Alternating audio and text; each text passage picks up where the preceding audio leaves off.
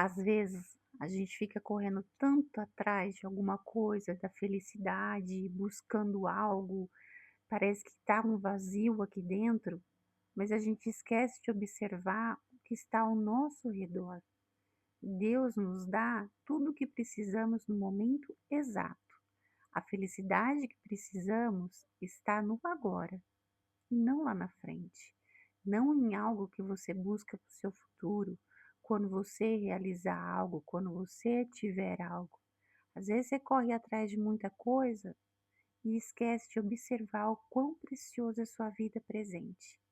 É ela que Deus te dá, é aquilo que te completa naquele momento, é o que te enraiza na sua vida, é o seu momento presente.